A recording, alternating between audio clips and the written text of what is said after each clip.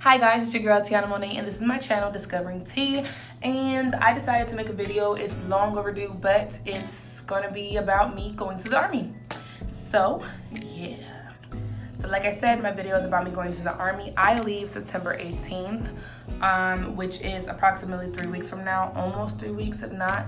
And I just kind of want to give all of the people that are watching, all of my friends and family, people who are just finding out, the real reason why I'm going. Not everybody's depicted reasons or not any rumored reason that I'm going. I want to give the real, like, truth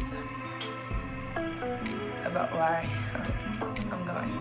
Alright, so everybody knows that one, army is the military, and the military is actually serving Trump right now, and we kind of all don't really roll with Trump, but that's not at all the reason I'm going. We also know that the army gives a lot of financial benefits, and I'm actually financially okay right now. I don't need that for that either. This process has actually been a very tough one for me. Ignore my little brother and my fiance in the background. They're playing, and my mom, she's telling them to be quiet. But this process has been very difficult for me to explain. It's a very long explanation. If not, it's just something that I'm getting tired of having to repeat all the time. But I'm actually going for myself. For me, not you, not them, not money, me. I'm going for me. And everybody's wondering, like, what can the army actually provide for you that you're not getting right now? Well, I'll give you a number of things. Now, right now, I'm in a place where I am a sponge and I am soaking in everything like a 3-year-old. And I cling and I soak in the presence of other people to develop my own happiness, which is a big problem. I would like to grow mentally, physically, spiritually, and lately that has been kind of stagnant only because I'm so consumed with everybody else around me.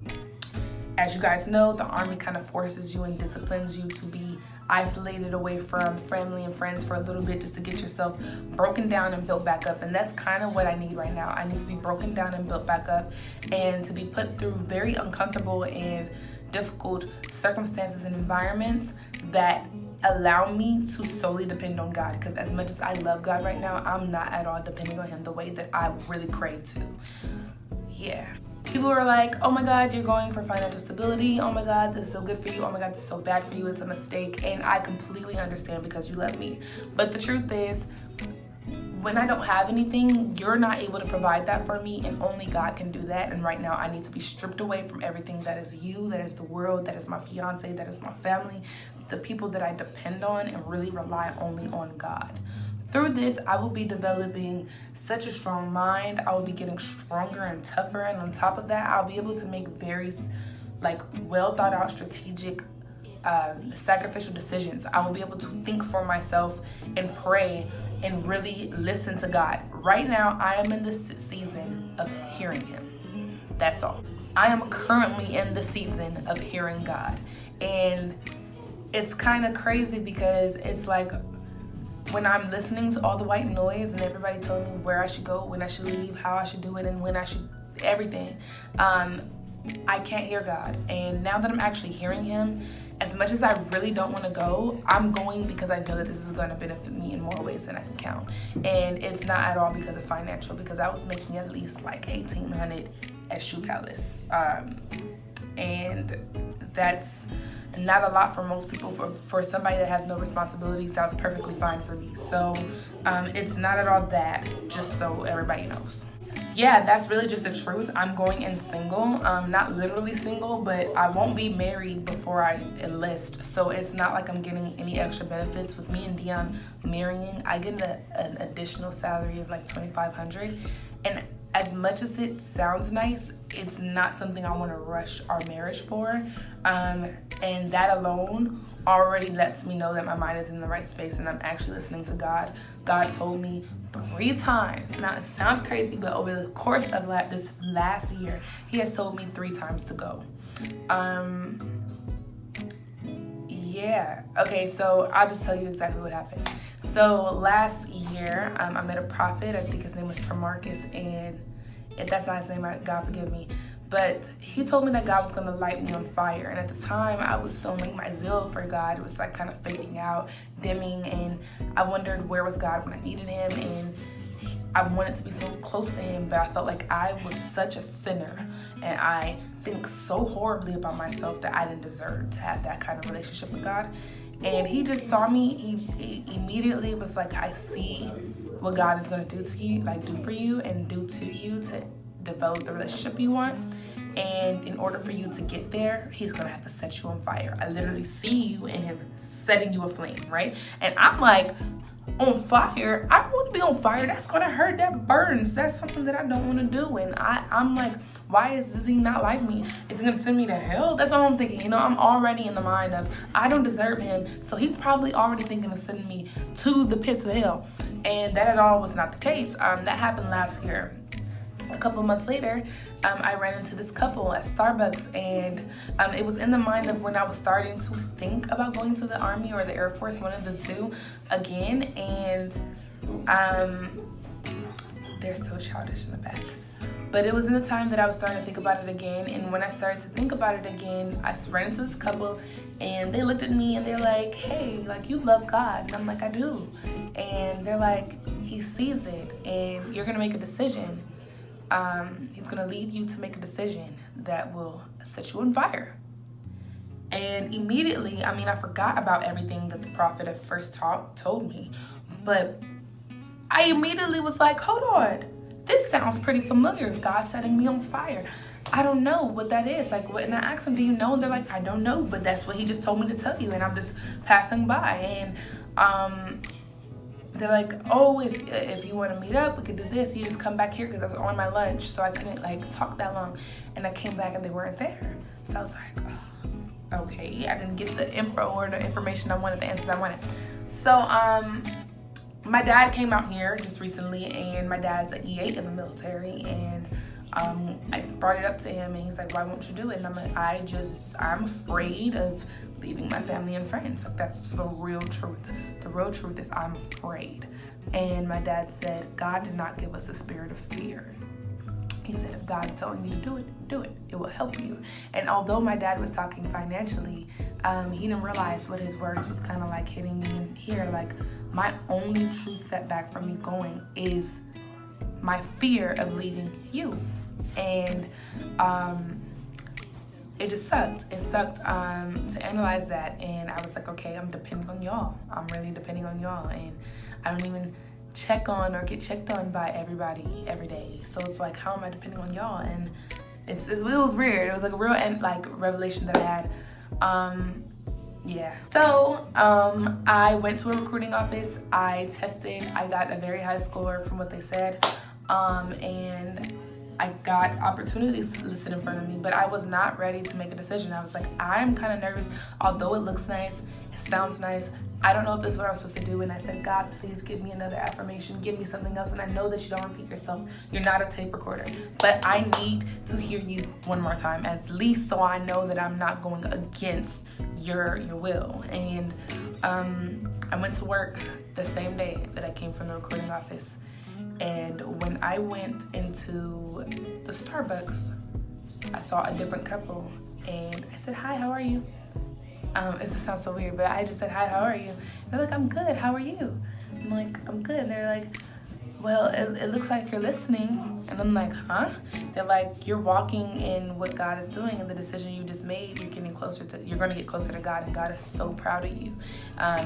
He's going to set your spirit aflame. And I'm like, and I start jumping, I'm like, wow, like, that's so crazy. I just asked him to confirm. They're like, yeah, that's all he told us. We don't know you, and we pray that in your journey that things are well, or whatever you decide to do, and we're excited for you. And they walked out the coffee shop. I kid you not. I was like, what in the world? So I was like, thanks God. I went in, I took my other test. I went to MEPS building, which is a secret building where you take all your testing and stuff and your physicals. And I passed through everything like that. I could not understand how I passed, but I was just breezing through the entire process, highly favored by all the sergeants. And I'm just like, what's going on? Like, it's really happening. I chose my job, which is going to be in human resources, and I'm just like, okay, this is really happening. I'm really going to be leaving soon. I don't know what's going on exactly. I'm just going by whatever God's telling me. And I get a DM from the most wonderful person I know and never really had the chance to sit down and get to know properly, but her name is Carla, an amazing woman of God that I've witnessed be a vessel so many times, and I wish to just really sit and talk to her. But yeah, I got a DM from Carla. In this DM, Carla asked me, she asked, that's so difficult to pronounce, the ED. But she asked me why was I going, and I gave her the same exact reason I'm going that I'm telling you guys right now. I gave it to her in detail, why I was going, what was my plan, how I was going to do this, and just what God told me. And I said, it sounds really crazy, but God told me. And she then said she was proud of me, the decision I'm making. If God really told me this, then that's what it's supposed to be. And then she said, it all starts with you, period, with a fire emoji. A fire emoji, y'all. I said, what in the world? I promise you, I freaked out. I still have not told her exactly my reaction to that. I just was like, thank you. But I freaked out. I was like, Dion, this is not a coincidence. Like, it's not. And then she sent me a scripture. It was 2 Timothy. I forgot. I think it was 1:16 or 4:16. It was one of those. I'm sorry, God. But it said something about setting my spirit aflame. That was all I needed. She felt on her heart to send me a scripture that had to do with fire. And God setting aflame my spiritual gifts and using me. And I felt so good about just that. And that was my final okay. Whatever date you send me, whatever date they give me, I'm going to take it, because God would not let me go if that wasn't the case. Following Carla sending me that, people start telling me it's a mistake. People start telling me that I wasn't really hearing from God, and what God was telling them. And I got plenty of people telling me what God told them, but I kept hearing him. Every time I started to doubt myself, he told me, remember what I told you. And that was something that really was hard for me to stick to, because I often depend on the affirmation of other people, and I never ever had to depend on the affirmation directly from God. So it was very, very hard for me to decipher or discern what was from him and what was not, especially with other people who are on the walk with God telling me what God told them. It was very, very confusing, and it was something that I'm just continuously praying about. But yeah, I went to MEPS building. I had to get a physical done, so I'm up at 2 a.m. They send us in this fancy hotel, and then we go from on a shuttle to the MEPS building. We're out at like 3, 4 in the morning in the cold. They're scanning all our stuff. We're walking through these little beeper things. What's it called? Well, you know what it is. We go to the airport, you walk through it to see if it beeps. For metal detector. It was a metal detector. And we're up early, and coincidentally, they're like, oh, we might have to be here from 2 a.m. or 4 a.m. to 9 p.m. And I'm like, 9 p.m.? It's only 13 girls and like 50-something boys that are going through this process right now. Why is it 9 p.m.? But God loved me, and he made me one of the first women to go through the process. So I was not one of the last people going. I got through all my stuff, and it was when it was time for me to pee. They required 45 milliliters, I think. Like, I don't know what it's called, what the measurement is, but it had to be number 45. And I had to pee so bad, and I peed, and I got it all out, y'all, and I caught all of it. 40 milliliters, y'all. They was not letting me go. And I was like, I can't pee. They wouldn't let me go and drink more water. They needed me to make sure that I was the one that was peeing. And it's very, like, embarrassing process, like them watching you pee in a cup, and I couldn't pee anymore, and I sat there so discouraged, and everybody went ahead of me. I was first, and then I ended up being last because I could not pee, and I'm like, if I can't pee, what happens? And they're like, we're gonna have to dump your pee out, you're gonna have to leave and come back another day, and or you will be temporarily disqualified. And I'm like, really? From not peeing 5 more little whatever measurements? Like, that's crazy. Like, I'm right there, I'm right below the line. I'm like, God, this is not what you want me to do. Then please, like, just let this not be it. And the girl took my cup and she dumped my pee out. And I'm like, oh snap, I wasn't listening to God this whole time. So I'm discouraged and I'm sad and I'm like, dang, I should have listened to what everybody else told me. But randomly, like 15 minutes passed and I'm not ready to go. And they told me already I had to go. And I'm not ready to go. And I'm like, I cannot, like, God, if this is not what you want me to do, let me know. But he had already let me know. And I'm like, dang, I'm supposed to walk out. Randomly, y'all, I felt the need to pee. And I shocked myself because I gotta pee. And they looked at me and they start cracking up. They're like, what do you mean you gotta pee? I gotta pee. And they're like, I thought you peed it out. I thought I peed it out loud too. And I ran in there and I filled the cup up beyond 45, y'all. I was shook. Filled the cup all the way to the top. They was shook. My pee was not even yellow. And I felt so proud. I was like, dang, God, you're so tight. Like, that was tight to me. I never experienced anything like it. And it was really rare and it was really crazy. And it was almost, I thought it was voodoo, but it wasn't. And God, it's just crazy. I was like, wow, God, you're great. Following that, we had to strip down our clothes and get measured and weighed. And I was under the impression that I had to be under 156 pounds, but the truth was I was supposed to be under 151 pounds. And I've been weighing like 128 all my life, so I was very confident when I went up there. And crazy enough, I was 153. 153. And it was supposed to be 151, I think. It was like 152.9 and yeah, 153. And I was over the weight limit and I was disqualified.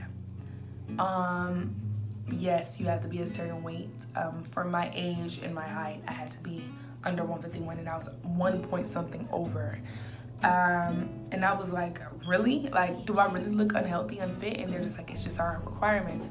So again, I was about to be disqualified and they're telling me that there's nothing they can do.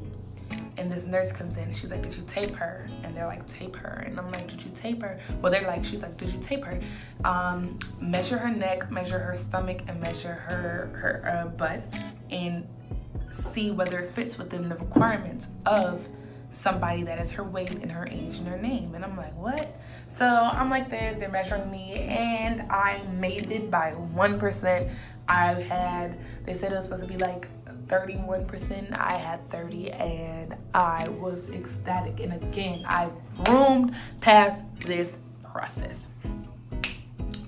I was so excited. I was so ecstatic. And I'm like, okay, God, you're really doing wonders here because everything that they're telling me that I need to have, you're making sure that even if I don't have it, I get through.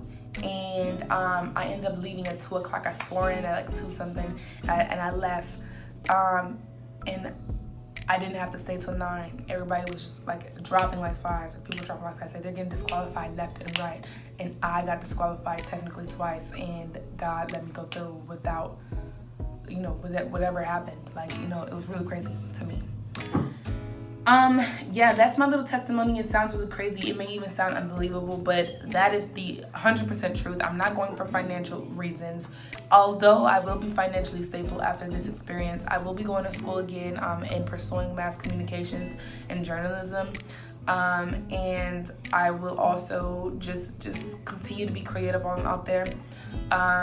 This will give me a more disciplined mind, a more tough, like, physical body and the body that I want, and it will encourage me to just stay with my head straight on my shoulders. It will allow me to speak for myself, to not depend on others for my happiness, and to really just rely on God in this process. So for those who wanted the answer, that is the answer. That's the only answer. There is no other answer. If God's telling you something, make sure it's God, because I'm telling you, he confirmed this with me 1 billion times. And although it's a lot of people they don't want me to go, it's a lot of people who really don't want me to go. I feel like a lot of people are confusing their want for me to not go with the voice of God. And it's okay. I'm not tripping. I'm very happy. I'm very proud of my decision, and I'm glad that I'm actually listening to him and not being led astray because I'm not depending on other people's stuff. I'm actually doing this for me and for God and for whatever he wants me to do. I do not know my assignment yet. I don't know what it is. I might meet a woman or meet a person that needs to know who God is, and they don't know, and God is still showing me who he is to me so I can show who he is to them. So I mean, I'm going for this journey, and I hope that you guys can be supportive. I hope that you guys can send me love. I'm going to be having a party soon, like a going away event. I hope that you guys can just give me some time to like just really adjust to what it is I'm about to do. I am excited, but I don't want to leave y'all. That's not going to change. I really don't want to leave y'all, and I know it's going to be very uncomfortable, but you have to be uncomfortable to grow. So yeah, that's all. I love you guys. Thank you guys for watching. Thank you guys for listening and going all the way through, and I pray that you guys have an amazing day. I leave on the 18th of September, y'all. So that's it.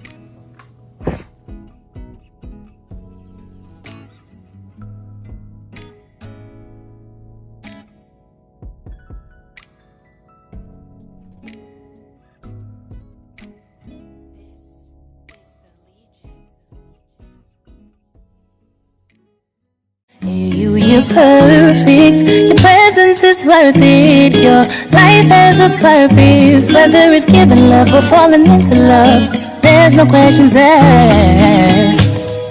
Picking at your flaws and things you don't like. Looking left and right, trying to be like her. You don't need to show skin, you're perfect the way you are, you're God's child. It's time that you own it. Cause my God is your God, hurt is their God too. Said my God is your God, hurt is their God. Sunday to Sunday, weekdays and weekends, 365 days I can feel him. When I'm feeling low, I can call him. I know I'm not